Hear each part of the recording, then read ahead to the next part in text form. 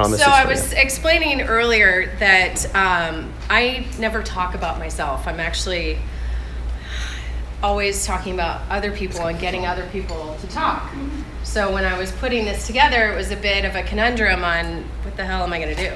But my husband gave me this great idea, just, put some slides together, make it quick, make it fun. So here's like 50 slides to really quickly explain who I am. And I also think of, anytime I think of, well, who am I always think of the movie The Jerk. But that's here nor there. Anywho, I was born, I'm a Sagittarius, I'm 45 now. That really is me. As a Sagittarius, I hold invisible balls. You can talk to everybody. No. I feel more comfortable here.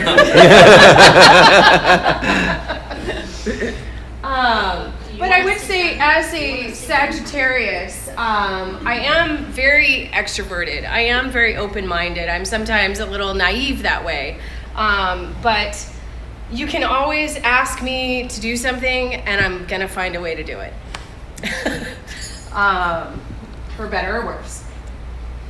I was born in Western Michigan on a farm, and this explains a lot about my love of horses. I spend a lot of time at the barn even today. At the age of somewhere between 1.5 and 4, we apparently moved to Ohio. And Irma Bombeck is from Ohio as well. I don't know if anybody knows that, but she's famous for saying, I come from a family where gravy is considered a beverage, and I can really relate to that. So in Ohio, I always like to include music in things like this because you get a sense of the timing. At least I do. It's my first album was Journey. When I wasn't listening to Journey, it would have been Grease or Thriller. I spent my time catching rabbits. I chased down this little bunny in the field across the street there and caught it with my bare hands. I tried to keep it, but my dad told me I had to give it back. I'm sure Hawk got it. I spent my time in Girl Scouts. Despite what people say about Girl Scouts, we really did learn a lot in terms of self-sufficiency. I went camping, I learned how to start a fire, I learned how to pitch a tent. And then somewhere right around 81, 82, we went from Ohio to Fremont, California. And in Fremont, my first concert was Oingo Boingo at Great America. And then here's some other music that was very popular right around the time that Milli Vanilli. I don't know if you guys remember those guys. Ice Baby, also very popular. Those were jams. Yeah, good times. This is a picture of Mission San Jose. We were the top high school when I graduated anyway. At least somewhere we were the top high school. I don't know where. From high school, I went to SDSU, where I spent a lot of time surfing and trying to figure out what I was going to be when I grow up. And they have these personality tests that you take to figure out, what would be the best, career choice for you. Because I was one of those people, I didn't know what I wanted to be when I grew up, and I still don't really. But I'm an ENFP, which I retook the test several years later, and I'm still an ENFP. So there's some validity to it, I guess. I feel like I am warm and enthusiastic. I'm empathetic and caring, at least with my kids. I have strong people skills. I do have to admit, I am a bit disorganized. And I do seek the need of I do seek approval from other people. Is that right? You're doing great, Mindy. Okay, thank you.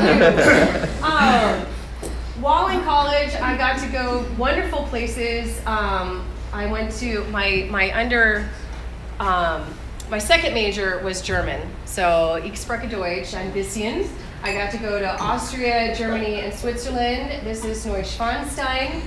I went to Bodensee, and it's absolutely a wonderful place, and it really piqued my interest for travel. When I graduated college was when I lost my dad to cancer. This was our last dance at my brother's wedding. And then my first job out of college, as I was figuring out what I was going to be, was answering phones at this wonderful company called Software.net. And they were an online software store. Right, this is probably 98, 99, somewhere around there. And I was lucky enough, this company went public. And even though I answered phones and was making pretty much minimum wage, I was able to leverage that IPO and buy a condo in San Francisco. And this was the view out of my living room, looking out at the bay that I enjoyed. Right there. From there, I went to this company called Macromedia.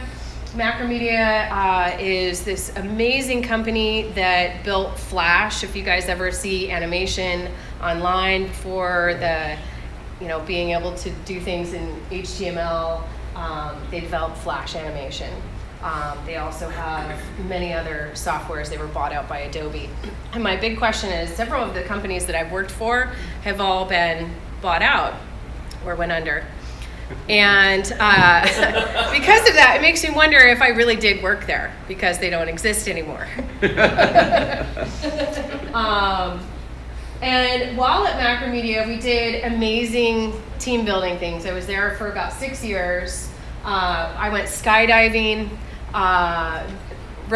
did trapeze, went and traveled Thailand, Toronto, all kinds of wonderful places, although Toronto's not on there. But it was incredible to be able to do that with the company. I also went to Tokyo with them and got to see the Cherry Blossom Festival. And then, I don't know if any of these companies are familiar to you guys. Being from the Bay Area, it's very much tech heavy. And so Webvan, they were the food delivery service, grocery service. They are famous for wasting a lot of money. Netscape, the sock puppet from pets.com, all of these things happened. And right around that same timing, there was this website, pardon my French here, that you could find out if you were about to get laid off by visiting this website, because there was all these leaks. Cisco marketing team, 200 people laid off, and you'd be like, what? And I was on this.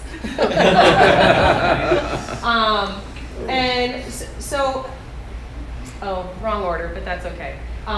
60 seconds on the internet, just so you guys realize, is like a lifetime. And there's over 500 websites built and published. Not built, but published every 60 seconds. Nice little stat there. Then entered my foray into online advertising at a company called AdBright, which, funny enough, was actually built by the guy who did the previous website.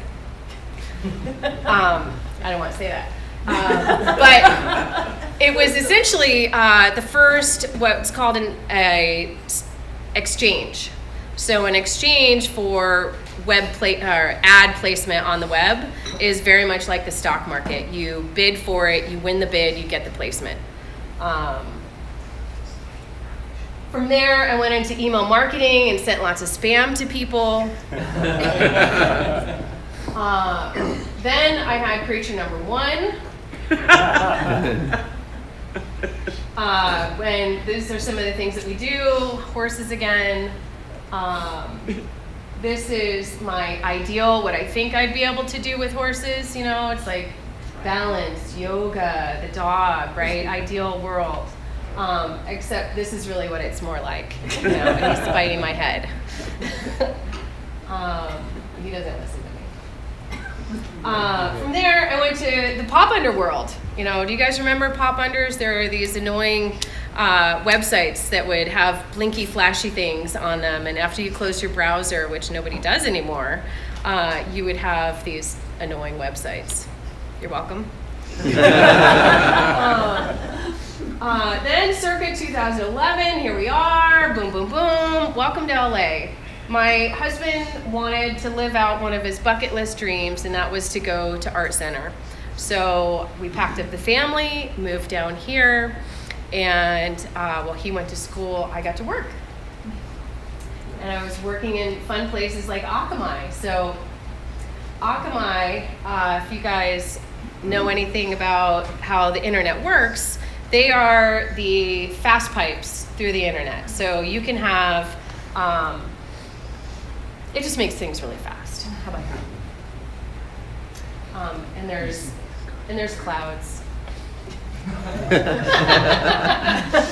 right, from there I went to Chango. Chango is this company that does search retargeting, which everything that I'm showing you here is all about display advertising. Display advertising is everything that every ad that you see online. It started at the top of a website, and as websites changed and developed, everything kind of went into the site and kind of on the side, and then everybody realized nobody looks at the side anymore, and they kind of went into the website itself and developed these new ways of advertising.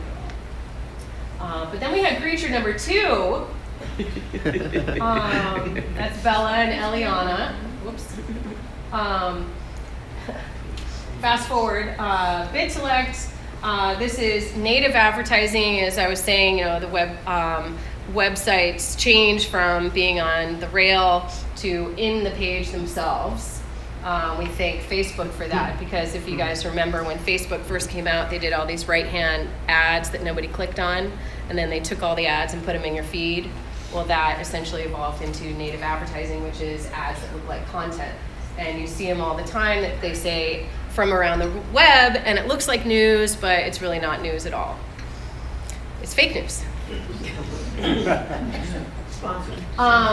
But really, at the end of the day, what I'm able to do is decipher this. This is actually a very interesting slide, because this is, when people think of advertising online who are not in the advertising world, they think of Google and they think of Facebook. And every single logo that you see on here represents a different way that you can advertise outside of those platforms. And being that I've worked in pretty much every bucket that's in here, from the agencies to DSPs, exchanges, ad networks, targeted networks. I can tell you a lot about those logos and how many don't exist anymore. And then that brings me to today, where I have a magazine, and I got tired of deciphering that slide to people, and I can have a simpler life, a more localized life, where I publish a local magazine for residents in the foothills. But this is really what I do. What do you mean you're not the decision maker? You know, you talk to a lot of people, and it's always frustrating. You think you're getting along, you know, you're going down a path, and then really you're not anywhere near where you thought you were. So I cry a lot. And then to kind of bring it all back to the music, you know, this time in my life, I'm going to save the new music. Between Yo Gabba Gabba, Barney, and Katy Perry. And that's it. Thank you.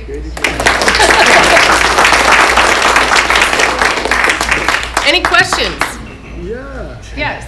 Is your publication subscription or controlled circulation? It's controlled circulation. I reach the same people every month, and it's free to the residents. Demographic is all residential? It's all resident, all homeowners, all affluent homeowners. Cool. Yeah. Can you tell us a little more about the content of your magazine? Sure. The content is all community-based. So the every month I get submissions from the community, and I also seek submissions from the community. Everything from local nonprofits. There was one issue recently where a couple of former Glendale high school students they found out that there were orphans in Africa that were having a hard time getting to school. So they created a nonprofit and did a bike-a-thon and raised enough money to buy about 45 bikes. And they took these bikes and took them down to the orphans in South Africa so that they could have transportation to school.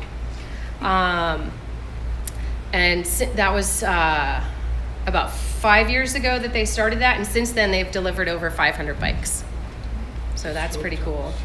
I share stories that you saw the cover there. The residents who are on the cover, they share their story about who they are, why they live here, and what they love about it.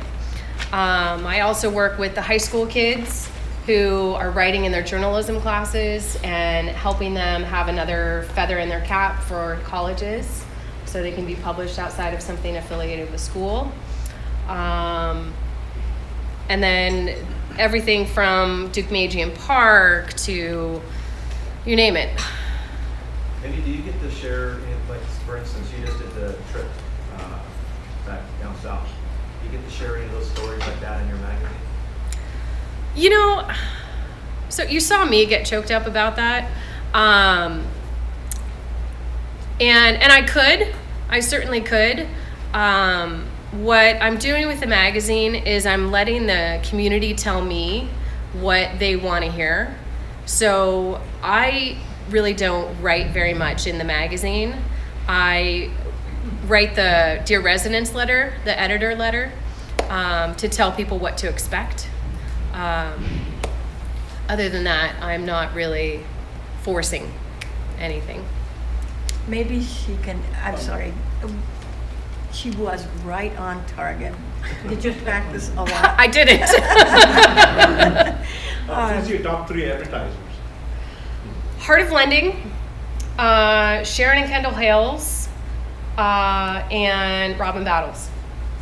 What are they, real estate? Real estate and mortgage. Oh, I'm also looking for an estate planning attorney. I think they have fabulous content. Do you want to ask your question? Oh, just basic question. Is it weekly, monthly, and what's your circulation? I reach over 3,000 residents just in the foothills, and it's monthly. Thank you. Thank you. That was great. What a great job. What an interesting young lady. And aren't we happy to have her as a Rotarian? yes. I want to give you this in appreciation for sharing with us your life. Thank you. And This is Diamond this Jewelry. is something that will remind you every day that you like being in Rotary and what Rotary does for you. Thank you. Okay. Thank you. You are so